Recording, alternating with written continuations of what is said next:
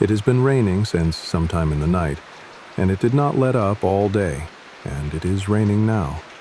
Not the hard kind, the steady kind.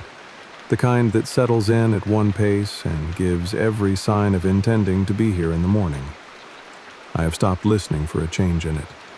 There is a point where weather stops being an event and becomes the condition you live in, and this rain passed that point somewhere around midday, and the evening and I have both made our arrangements around it.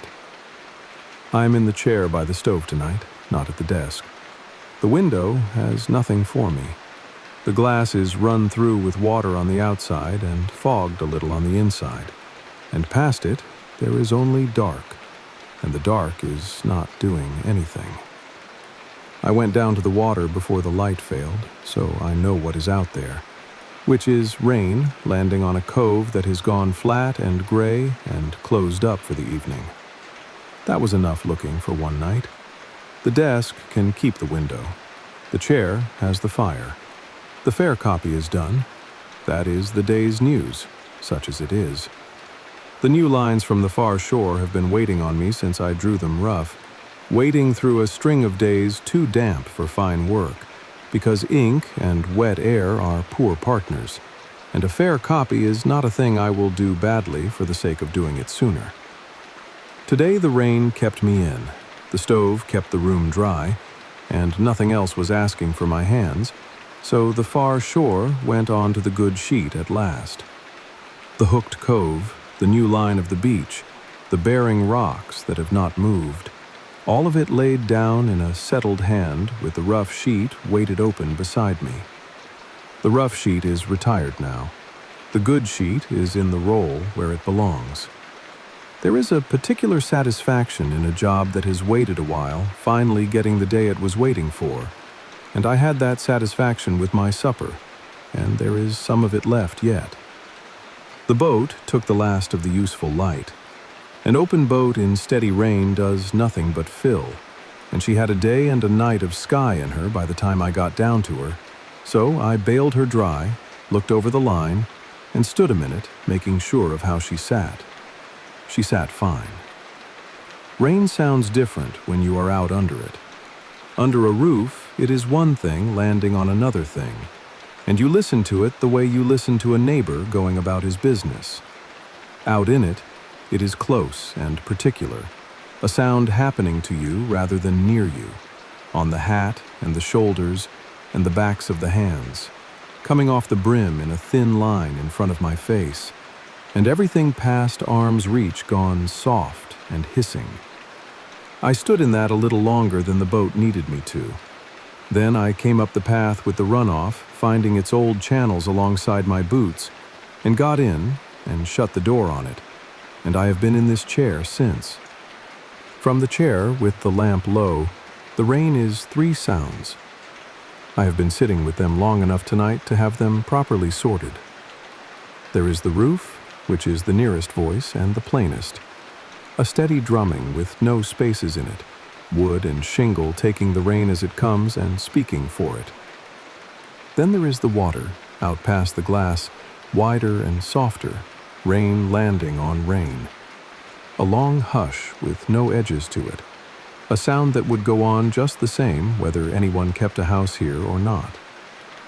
And there is the trees, landward, through the wall at my back, and that is the slowest of the 3.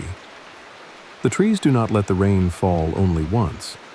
They catch it and hold it and hand it down, leaf to branch, to the hanging ends of the moss, so that what reaches the ground back there has stopped and started 6 times on the way. The sound of it is not drumming and not hushing, but a kind of ticking, 1,000 small arrivals, out of time with the sky entirely. The roof tells me what the rain is doing now. The trees are still telling me about rain that fell a while ago. There is thunder in it tonight, but it is keeping its distance. Every so often the room lifts a shade lighter, not enough to notice unless the fire is low, and I count, and the sound comes in long after, low and worn smooth by the miles. Whatever is making that noise is heavier than what is on my roof, and it is out over the open water, running its own errand alongside mine. It occurs to me, sitting here with the ledger on my knee, that I have no instrument for any of this. I can tell you the depth of this cove to the foot. I can take the angle between two rocks twice and have the two agree. I own a glass for distance and a lead for depth, and a pen for whatever the two of them miss. And for rain, I own nothing at all. There is no line a man can drop into a night like this and read a number off. How much water is falling, I could not begin to tell you. I will know something of it tomorrow, the way I always know, by which stretches of the path stay soft underfoot, by how long the runoff keeps talking after the sky has finished, by what the barrel has gained overnight. That is measurement of a sort, I suppose, reading the account after the fact from whatever the rain saw fit to leave behind. But the falling itself goes unmeasured. It always has. Somewhere there may be a man with a gauge who could put a figure to a night like this one, and I find I am not curious what the figure would be. Some things get charted. The rain just gets listened to. The house has its own wet weather habits. The third board from the door has been talking all evening, as it only ever does when the weather is like this.